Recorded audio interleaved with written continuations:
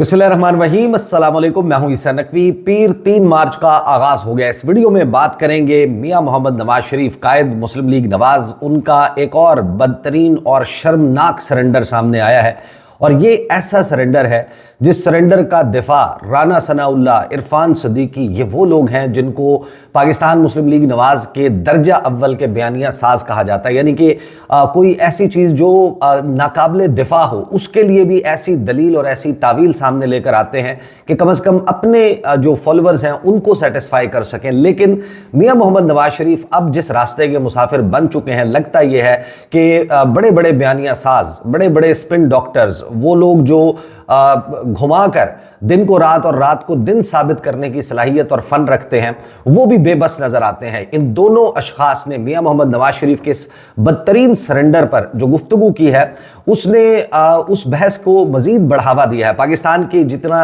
Political landscape है उस पर देखें अगर आप, तो जो सबसे चोटी के मुबाहिसे होते हैं उनमें एक मुबाहिसा यह है कि मियां मोहम्मद नवाज शरीफ, उनको मुस्लिम लीग नून जो है वो तशबीह देती है कि वो एक शेर हैं, और उनमें शेर वाली सलाहियतें हैं, जो उसकी कायदाना सलाहियतें होती हैं, जो उसकी बहादुरी होती है, वो निडर होता है, वो बेखौफ होता है, वो सरेंडर नहीं करता, वो झुकता नहीं है, वो अपनी राजधानी में, वो अपने राज में किसी और की मदाखलत बर्दाश्त नहीं करता, और अपने से बड़े और ताकतवर लहीम शहीम जानवरों के ऊपर भी या हमलावरों पर भी बेखौफ होकर अटैक कर देता है। ये वो सलाहियतें हैं जो मुस्लिम लीग नून गिनवाती है कि मियां मोहम्मद नवाज शरीफ में है, और यही उनका जो है वो इंतखाबी सिंबल भी है उनकी जमात का।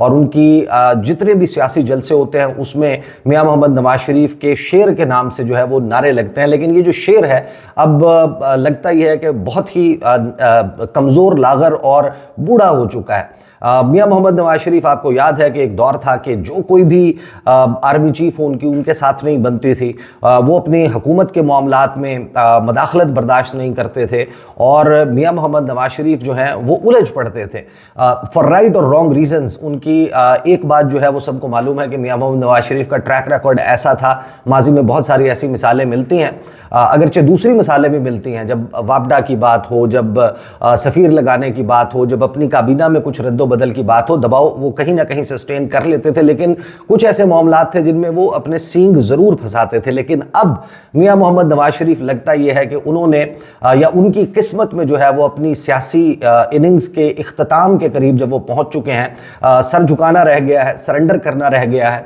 वफाकी काबीना में एक्सपेंशन हुई थी, उसके ऊपर बहुत सारे लोग बात कर चुके, मैं उससे जरा आगे की बात करता हूं, और for the sake of giving you the background ये है कि आप ये देखें कि मियां मोहम्मद नवाज शरीफ और उनकी जमात, उन्होंने जिन लोगों को, जाहिर है कि मुस्लिम लीग नून ये कहती है कि ये मौजूदा हुकूमत, इसके कायद, इसके सरबराह, इसको रहनुमाई देने वाले वो मियां मोहम्मद नवाज शरीफ हैं। चाहे पंजाब हो चाहे मरकज़ हो, वो ओन करते हैं, वो कहते हैं कि मियां मोहम्मद नवाज शरीफ की हुकूमत है। अब नवाज शरीफ साहब के माजी के सरेंडर्स या हालिया तारीख में बात करें तो फिर बहुत ज़्यादा तवील हो जाएगी, अब शायद मैं 2 या 3 घंटे मुझे गुफ्तगू करनी पड़े। जिस तरीके से वो पाकिस्तान से गए थे और उसके बाद उनकी वापसी जिस तरीके से हुई, एक के बाद एक वो सरेंडर करते गए। लेकिन अब जब हुकूमत कायम हो चुकी है, मियां मोहम्मद नवाज शरीफ इतने जकड़े हुए, इतने बेबस नजर आते हैं कि अभी जो वफाकी काबीना की एक्सपेंशन हुई, आप अंदाजा लगाएं कि उसमें ओन चौधरी जो है उनको शामिल किया गया। ओन चौधरी, जिसके ऊपर मुस्लिम लीग नून बाकायदा जोर देकर गला फाड़ फाड़ कर ये इल्ज़ाम लगाती थी कि ओन चौधरी वो शख्स है कि जो शख्स इमरान खान को मुबैना तौर पर ड्रग सप्लाई का काम करता था, और इमरान खान और पाकिस्तान तहरीक इंसाफ इनकी फराहम करदा ड्रग्स के, मनशियात के नशे में धुत रहते थे। इनको जो है वो वफाकी काबीना में शामिल कर लिया गया है। फिर परवेज़ खटक साहब जो हैं उनको वफाकी काबीना में शामिल किया गया है, जिनके बारे में मैं आपको सुनवा भी दूंगा। राना सनाउल्लाह का एक क्लिप जो है वो बड़ा वायरल है। जैसे ही ये काबीना में तोसी का मामला सामने आया तो उसमें उन्होंने BRT, मालम जब्बा, तीली पहलवान, इसको नैब उठा ले, पकड़ ले, इस किस्म के बयानात देते थे। फिर आप देख लें कि अलीम खान, उनके बारे में क्या स्टेटमेंट्स होते थे नून लीग के, और अलीम खान के क्या बयानात होते थे शहबाज शरीफ के बारे में। और उनके हलकों में इलेक्शन लड़ते हुए अलीम खान जो हैं वो अपने खून की भी मिसालें दिया करते थे। अलीम खान जो हैं वो भी वजीर हैं, और आप हैरान कुन तौर पर आप अंदाज़ा लगाइए कि इस्तेहकाम पाकिस्तान पार्टी के जनरल सीट के ऊपर आम इंतखाबात में फॉर्म 47 के ऊपर 3 MNAs हैं, 3 रुकन कौमी असम्बली हैं और उनमें से 2 वफाकी काबीना का हिस्सा बनाए गए हैं। परवेज खटक साहब जो हैं उनकी जमात का एक भी MNA नहीं है और उनको जो है वो वजीर बनाया गया। फिर आप बात कर ले औरंगजेब खिच्ची, किसको नहीं मालूम कि वो इमरान खान के नाम पर अपने हल्के से वोट लेकर कौमी असम्बली में पहुंचे हैं। मियां मोहम्मद नवाज शरीफ की इक़्तिदार की मजबूरियां, उन्होंने उनसे ये सरेंडर भी करवाया है कि अगर आप औरंगजेब खिच्ची की बात करें, उनका पॉलिटिकल फ्यूचर उनकी उस जमात में मुकम्मल तौर पर ख़त्म हो चुका है जिस जमात के वो वोट लेकर MNA बने थे और उनको किसी भी सूरत तहरीक इंसाफ में आइंदा शायद कभी जगह नहीं मिलेगी। लेकिन मियां मोहम्मद नवाज शरीफ जो हैं उनकी मजबूरी ऐसी है कि उनको भी जो है वो वफाकी काबीना का हिस्सा बनाया गया। साथ ही जहांगीर तरीन साहब जो सियासत से किनारा कशी इख्तियार कर चुके थे, जहांगीर तरीन साहब जो हैं उनको भी इक्तसादी जो मशावरती काउंसिल है, जो कमेटी है, जो इकॉनमी के मामलात हैं, उनमें मुशावरत के लिए रखा गया है, जिनको पाकिस्तान मुस्लिम लीग नवाज चीनी चोर कहा करती थी, जिनको मुरद इल्ज़ाम ठहराती थी कि इन्होंने 2018 की हुकूमत बनाने के लिए पैसा लुटाया, इनका जहाज़ जो है वो उड़ा था और इमरान खान की जो है वो हुकूमत इन्होंने कायम की थी। और जहांगीर तरीन के माजी के बयानात आपको याद होंगे मुस्लिम लीग नवाज के बारे में। बहरहाल ये सरेंडर हो गया। इस सरेंडर के बाद जो गुफ्तगू, जो इसका दिफा है वो करना ज़ाहिर है कि उनके जो चीफ बयानिया ऑफिसर्स हैं, जो उनके स्पिन डॉक्टर्स हैं, जो साबित करते हैं कि क्या सही है क्या गलत है, वो अपनी गलत चीज़ों को भी सही साबित करते हैं, दूसरों की सही चीज़ों को भी गलत साबित करते हैं। ज़ाहिर है कि मीडिया पे उनको अपेयर होते हैं, मीडिया पर सामने आते हैं। दो चीज़ें इन दोनों अशखास की मैं सामने रख देता हूँ। एक तो हैरानकुन तौर पर अपनी हुकूमत की वक़्त, अपनी हुकूमत की हैसियत, अपनी हुकूमत की औकात राना सनाउल्लाह साहब ने जो नदीम मलिक के शो में बताई वो, और दूसरी जो गुफ्तगू है, पहले मैं आपको आगाज़ में सुनवा देता हूं कि ये जो गुफ्तगू कर रहे हैं इरफान सिद्दीकी साहब, उन्होंने नादिर गुरमानी को डॉन न्यूज़ के ऊपर एक इंटरव्यू दिया, 1 मिनट 28 सेकंड का क्लिप है। इनसे स्ट्रेट अप सवाल जो है वो काबीना में एक्सपेंशन के बारे में, उसकी तौजीह पूछी जा रही है कि आप वजह फरमाएं कि क्या हुआ आखिर ऐसा कि आपको इन्हें काबीना में शामिल करना पड़ा। सुनिए कि किस तरीके से मियां मोहम्मद नवाज शरीफ की सियासी ज़िंदगी अब एक समझौता बन चुकी है और ये एतराफ़, ये भांडा फोड़ने का एजाज़ इरफान सिद्दीकी साहब, मियां मोहम्मद नवाज शरीफ के चिट राइटर, उनके जो स्पीच राइटर हैं, उन्हें हासिल हुआ है कि उन्होंने बताया है कि सियासत में किस तरीके के समझौते करने पड़ते हैं। सुनिए। आप समझते हैं कि ये जो तासुर है कि मुस्लिम लीग नून ने जो उनके अपने लोग थे, जिसमें साद रफीक साहब, खुर्रम दस्तगीर साहब शामिल हैं, उनकी बजाय परवेज खटक साहब और ऐसे लोगों को काबीना में लाया गया जिनका नून लीग से ताल्लुक नहीं है, ये तासुर आप समझते हैं कि दुरुस्त है? देखिए, ये तासुर मुमकिन है, इस तासुर के अंदर जवाज हो, लेकिन आप देखिए जब एक सियासी हुकूमत होती है और वो सियासी हुकूमत पूरी तरह तवाना नहीं होती, यानी वो अपने, जैसे अभी भी हमने डिस्कस किया कि हमारे पास इतनी अक्सरियत नहीं है कि हम अपनी हुकूमत किसी और की शिरकत के बगैर, पीपल्स पार्टी की हिमायत के बगैर या दूसरी जमातों की हिमायत के बगैर बना सके। तो गोया हम एक डिपेंडेंट होते हैं दूसरी जमातों के। जब ये डिपेंडेंसी होती है तो फिर मसलतें करना पड़ती हैं, कंप्रोमाइजेस करना पड़ते हैं, सबको साथ लेके चलना पड़ता है। सियासत का खेल जो है वो 2+2=4 की तरह नहीं होता। साद रफीक साहब हमें बहुत अजीज हैं, खुर्रम दस्तगीर की बड़ी खिदमत हैं, ये बड़े नाम हैं। खुद हमारे इलेक्टेड लोगों के अंदर या सेनेट के अंदर भी बड़े नाम मौजूद हैं जो इस काबीना का हिस्सा नहीं बने। लेकिन मैं वही बात कहता हूं कि इसमें आपकी कोई स्वीट विल या आपकी ख्वाहिश या आपकी आज़ादाना मर्जी के से कहीं ज्यादा आपके कंप्रोमाइजेस काम कर रहे होते हैं। आज़ादाना मर्जी के बजाय कॉम्प्रोमाइज़ काम कर रहे होते हैं। इरफान सिद्दीकी साहब जिनका काम ये है कि वो दिमागी खुलियां हैं मुस्लिम लीग नवाज का, जिसके ज़रिए मुस्लिम लीग नून सोचती है, बयानियाँ बनाती है, और वो इतनी भोंडी किस्म की दलील देंगे, ये कम से कम मुझे उनसे ये तवक्को नहीं थी। जैसा कैसा करके कुछ अच्छा जो है वो जवाज़ इसका घड़ लेते। यानी वो ये कह रहे हैं कि हमारी आज़ादाना मर्जी शामिल नहीं है, समझौते करने पड़ते हैं, ये तो हमें नज़र आ रहा है। लेकिन साथ वो ये कहते हैं कि हमारी जो सियासी हुकूमत अगर तवाना ना हो तो सबको साथ लेकर चलना पड़ता है। अब परवेज़ खटक साहब का पार्लिमानी नंबर तो है ही नहीं, फिर उनको साथ लेकर चलने की ज़रूरत क्यों पड़ रही है? जो जिनके वोटों पर यह हुकूमत खड़ी है वो पाकिस्तान पीपल्स पार्टी है। आप उनको शामिल कर रहे होते तो ये जवाब बनता था। आपने परवेज खटक को काबीना में शामिल किया। He does not have a vote in the parliament. उनका पार्लियामेंट में वज़ीर आज़म को वज़ीर आज़म बनाने के लिए कोई वोट नहीं है। तो ये जो मजबूरी है ये किसी और को खुश करने के लिए है, खुलकर बता दें। दूसरी बात, जो अलीम खान साहब हैं उनकी जो IPP है उसके टोटल 3 MNAs हैं और 3 MNA के ऊपर अगर आप एक वजीर दें तो वो भी काफ़ी है। अगर अलीम खान के अलावा वो ओन चौधरी को ना बनाते तो क्या पाकिस्तान इस्तेकाम पाकिस्तान पार्टी जो है वो शहबाज शरीफ से अपनी हिमायत ख़त्म कर देती? वो कहती कि हम इस इत्तेहाद का, हुकूमती इत्तेहाद का हिस्सा नहीं है। बिल्कुल ऐसा नहीं है। वो बिल्कुल फिर भी वोट देते। वो भी जिस मजबूरी में है और मौजूदा हुकूमत नवाज शरीफ साहब जो है वो भी जिस मजबूरी में इकट्ठे हैं वो सबको मालूम है। उस मजबूरी का तज़किरा जो है वो सीधा सीधा ये है कि हमारी आज़ादाना मर्ज़ी शामिल नहीं और अब हमारी सियासत, हमारी हुकूमत एक समझौता है, एक कॉम्प्रोमाइज़ है बकौल इरफान सिद्दीकी साहब। ये उन्होंने गुफ्तगू की। अब आ जाएं आप राना सनाउल्लाह साहब पे। राना सनाउल्लाह साहब ने आज जो एक गुफ्तगू फैसलाबाद में की है उस पर मैं बाद में आता हूँ। पहले ये देख लें कि जैसे ही वफाकी काबीना की एक्सपेंशन के बाद इसका दिफा करने का वक्त आया, राना सनाउल्लाह साहब से शहजाद इकबाल सवाल करते हैं जियो टेलीविजन पर कि आप माजी में क्या बयानात देते थे। उसके ऊपर राना सनाउल्लाह साहब का जवाब सुने। राणा साहब, इसमें परवेज खटक साहब को भी मुशीर बनाया गया है। इलेक्शन नहीं जीते इसलिए मुशीर ही बने, वाला शायद वजीर भी बन जाते हैं। लेकिन आपका एक क्लिप आज बड़ा वायरल हुआ है सोशल मीडिया पे। मैं चाहता हूं आप सुन लीजिए, उसके बाद मैं आपसे जवाब लूंगा इस पर। जी, अगली गिरफ्तारी जो है, नैब अगर अपने आप को इंडिपेंडेंट जाहिर करना चाहता है तो अगली गिरफ्तारी जो है वो पेशावर मेट्रो में इमरान नियाजी और परवेज खटक उर्फ तीली पहलवान जो है वो पेशावर का, उसकी गिरफ्तारी जो है उन्हें करनी चाहिए। तय कर लिया है परवेज खटक साहब ने। कहा आप कहते थे कि नैब अगर आजाद है, इंडिपेंडेंट है तो उनको गिरफ्तार करना चाहिए। आज माशाल्लाह आपकी काबीना में शामिल कर दिया वजीर आजम ने उनको। देखिए, ये बात जो है वो तकरीबन मेरा ख्याल है कोई 2018 की आखिर की है। जी, 2018 मेरा ख्याल है कुछ 6 साल पहले की बात है। तो मामला ये है कि उसके बाद आपको पता है कि सुप्रीम कोर्ट ने जो है वो स्टे कर दिया था और उसके बाद वो इंक्वायरी जो है वो नैब ना कर सका। वो इंक्वायरी किसी तरफ लगी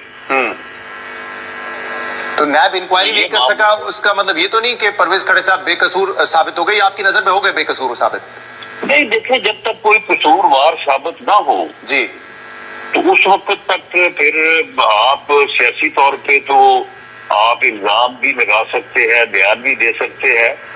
अब आप सुनिए, वो कह रहे हैं कि जब तक कोई बेकसूर साबित ना हो आप इल्ज़ाम भी लगा सकते हैं, इस किस्म की बात भी कर सकते हैं। ये राना सनाउल्लाह साहब कह रहे हैं। ये उस हुकूमत में है जिन्होंने पीका एक्ट जो है वो लेकर आए हैं और ये कह रहे हैं कि फेक न्यूज़ फैलाना जुर्म है।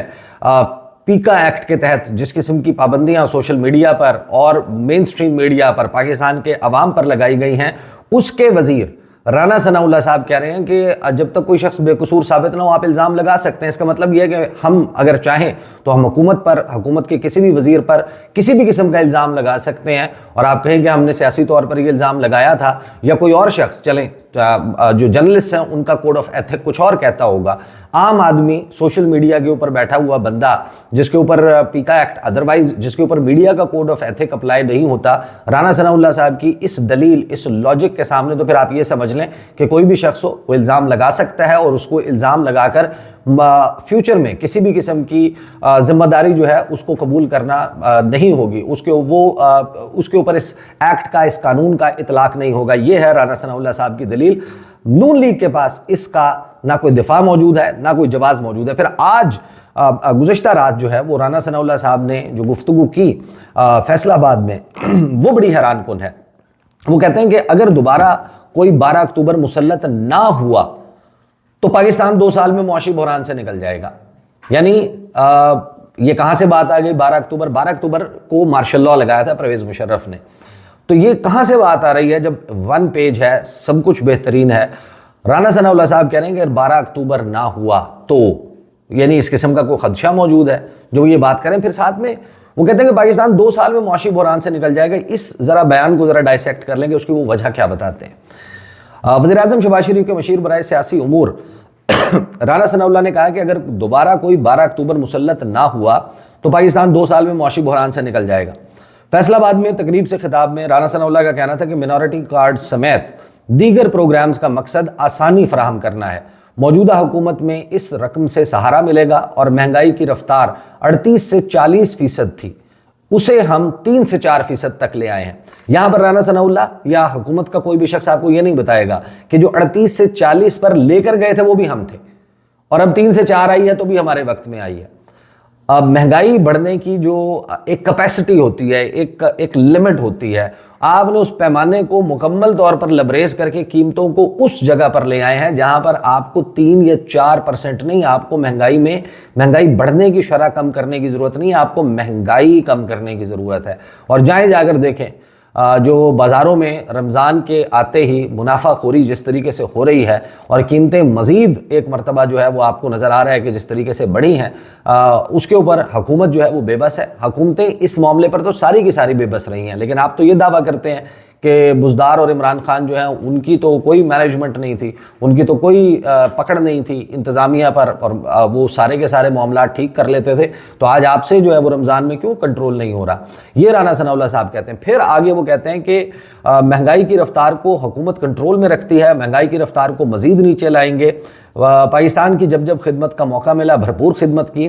फिर वो ये 12 अक्टूबर वाली बात करते हैं, उसको एक्सप्लेन करते हैं। फिर कहते हैं कि वज़ीर-ए-आज़म की क़यादत में वफाकी हुकूमत और army chief general Asim Munir की क़यादत में SIFC भरपूर कोशिश कर रही है। यानी 2 क़यादतें हैं जो मुआशी मामलात हैं वो अगर ये डील कर रहे हैं general Asim Munir, army chief of Pakistan, तो फिर तो हुकूमत इसका क्रेडिट ही नहीं ले सकती। हुकूमत कैसे क्रेडिट ले रही है फिर के महंगाई जो है वो नीचे लेकर आए हैं, क्योंकि SIFC जो है उसके शोबे ही असल में वो काम कर रहे हैं। डॉलर सबको मालूम है किसने कंट्रोल किया हुआ है।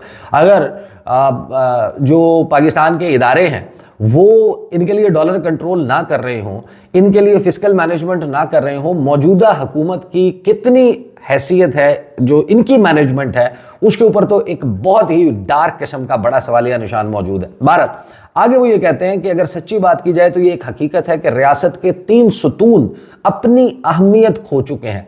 यानी एक पल में राना सनाउल्लाह ये कह रहे हैं कि 2 साल में मुआशी बहरान से मुल्क को निकाल लेंगे, और दूसरे पल में वो ये कह रहे हैं कि 3 सुतून जो है रियासत के वो अपनी अहमियत खो चुके हैं। यानी ऐसी रियासत जिसके 3 सुतून बकौल राना सनाउल्लाह अपनी अहमियत खो चुके हों, वो 3 सुतून के बगैर उस रियासत की हुकूमत 2 साल में मुआशी बहरान से मुल्क को निकाल लेगी, कोई बहुत ही बड़ा मौजज़ा होगा कि जिससे ये सब कुछ हो जाएगा। वरना राना सनाउल्लाह साहब की अपनी बात में इतना बड़ा तजाद मौजूद है जिसका जवाब कोई नहीं।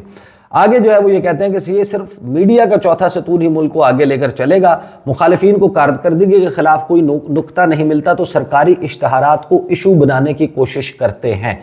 ये कह रहे हैं राना सनाउल्लाह साहब के मुखालिफिन को, यानी कि आपने करोड़ रुपए लगा दिए, झोंक दिए 60 सफ़े का इश्तिहार, जो दुनिया की तारीख में कभी ऐसा नहीं हुआ कि एक ही अखबार में एक ही शख्स, खातून या मर्द, एक ही दिन में उसकी 400 से ज़ायद तस्वीरें एक अखबार में पब्लिश हुई हों। दुनिया अखबार में मैंने खुद काउंट की 409 तस्वीर मरीम नवाज साहिबा की छपी थी। ये कौन सा फोटो एल्बम था जिसको छापने के लिए आपको जो है वो आवाम का टैक्सों का पैसा, जो खून नचोड़ते हैं आप, खून चूसते हैं आवाम का, आप उसको जो है वो इस तरीके से बाप का माल समझकर लुटा दें और आप कहें कि ये मुखालफीन की बात नहीं है, इसका मामला मुखालफीन से नहीं है। इस वक्त पाकिस्तान में जो लोगों का गुर्बत का आलम है, जितने लोग मजीद ख़त गुर्बत से नीचे जा चुके हैं, बाहर जाकर उनको देखें, उनसे मिलें, आपको पता चलता है कि क्या सूरत हाल है। और आप ये कहते हैं कि मुखालफीन को क्योंकि कोई और बात नहीं मिलती तो इश्तिहार के ऊपर मामला बना लेते हैं।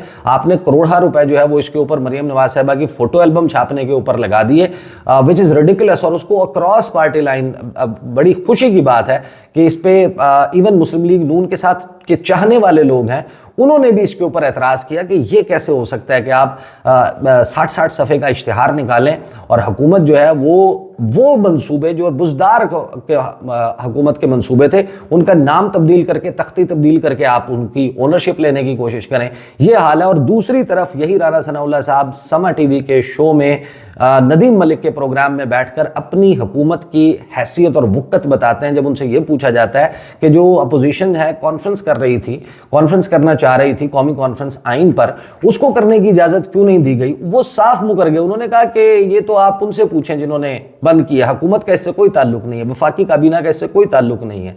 उन्होंने मोहसिन नकवी को वफाकी काबीना से ऊपर रख दिया और उन्होंने कहा कि उनसे बात कर लें। और फिर हैरान कुन तौर पर जब आखिर में उनसे ये बात होती है, वो जुमले आप सुने, नदीम मलिक ने कहा कि सर वजीर दाखिला पार्ट ऑफ द कैबिनेट है तो जिम्मेदारी आप पर ही आयद होती है। उस पर राना सनाउल्लाह कहते हैं कि ताला लगाने वाले और जिनके लिए ताला लगाया गया है उनको कहें कि इस मामले में देखें कि ये क्यों हुआ है, कैसे हुआ है। लेकिन फेडरल गवर्नमेंट ने ऐसा कोई फैसला नहीं किया कि अपोजिशन जो है वो अपनी एक मीटिंग ना कर सके, कॉन्फ्रेंस ना कर सके। यानी वो कह रहे हैं कि जो ताला लगाने वाले हैं, रोकने वाले हैं, वो और हैं। यानी एक और पैरेलल मुतवाजी हुकूमत चल रही है और यह हुकूमत उसको ओन नहीं कर रही। यानी इनको तो मोहसिन नकवी के, इनको तो मौजूदा जो इदारे हैं उनकी जो सपोर्ट है उस पर मोहसिन नकवी साहब के पाँव धोकर पीने चाहिए। एहसान फरामोशी की भी हद होती है। अगर वो ताले ना लगा रहे हों तो इमरान खान और इमरान खान की पार्टी कच्चा खा जाए मुस्लिम लीग नवाज को। इनकी हेल्प की जाती है, रोका जाता है और ये उठाकर मलबा डाल देते हैं। कहते हैं हम तो बड़े आईनी जमहूरी कानूनी लोग हैं, हम तो जमहूरी अक़दार का पास करते हैं। ये ओनरशिप भी नहीं लेते उसकी और डिटैच करने की खुद को कोशिश करेंगे। मलबा डाल दें जनाब आप उठाकर मोहसिन नकवी पर और एजेंसियों पर, उनके ऊपर इन्होंने ये मलबा डाला है राना सनाउल्लाह साहब ने कि ये तो जिन्होंने लगाया है ताला उनसे पूछ लें। इसी गुफ्तगू में उन्होंने कहा कि जो गुफ्तगू की उन्होंने कहा कि इस बात की बाज़पुरस होनी चाहिए कि ये ताले वहाँ किसने लगाए, क्यों लगाए, होटल वालों ने लगा दिए, वो नहीं चाहते थे, या किसी ने उनको मजबूर किया। इस बारे में तो किसी इंक्वायरी, किसी तहकीक के बाद ही, हम जिस होटल की गुफ्तगू कर रहे हैं ना, जिसके बारे में बात कर रहे हैं, इस होटल का साया वज़ीर आज़म के सेक्रेटेरिएट पर पड़ता है। यानी इतना करीब है, जहाँ पर वज़ीर आज़म का ऑफिस है, सूरज जब एक ख़ास एंगल पर आता है तो इसका साया जाकर उस पर पड़ता है। इतना करीब एक होटल है जहाँ की रेड जोन इस्लामाबाद की बात करें और ये कह रहे हैं कि इसकी तहकीक होनी चाहिए हुकूमत की नाक के नीचे। इलेक्शन कमीशन ऑफ पाकिस्तान के अकब में मौजूद लेजेंड होटल, उस पर ताले किसने लगाए? ये हुकूमत जो कहती है कि 2 साल में हम मईशत ठीक कर देंगे, जिस हुकूमत को ये नहीं पता कि वहाँ पर ताले किसने लगाए, जो उसकी ओनरशिप लेने के लिए तैयार नहीं है, वो क्यों कर ये ठीक करेगी। बहरहाल मियां मोहम्मद नवाज शरीफ, उनकी जो इनिंग्स है, सियासी इनिंग्स कब तक मज़ीद जारी रहती है, ऑब्वियसली ये तो देखना होगा। फिल वक्त तो वो जाहिर है कि पवेलियन में बैठे हैं, उनको मौका दोबारा कभी मिलता है, नहीं मिलता, ये तो जाहिर है कि मुस्तकबिल की बात है, तो ये तो कोई ज्योतिषी बता सकता है, यानी कि ये तो वक्त बता सकता है, ज्योतिषी भी नहीं बता सकता। लेकिन मियां मोहम्मद नवाज शरीफ की सियासी ज़िंदगी, मुस्लिम लीग नून की हुकूमत एक समझौता है, एक कॉम्प्रोमाइज़ है, और ये एतराफ़ मुस्लिम लीग नून के चीफ बयानिया मेकर्स की तरफ से सामने आया है। अब तक के लिए इतना ही, इजाज़त दीजिए, अल्लाह हाफिज़।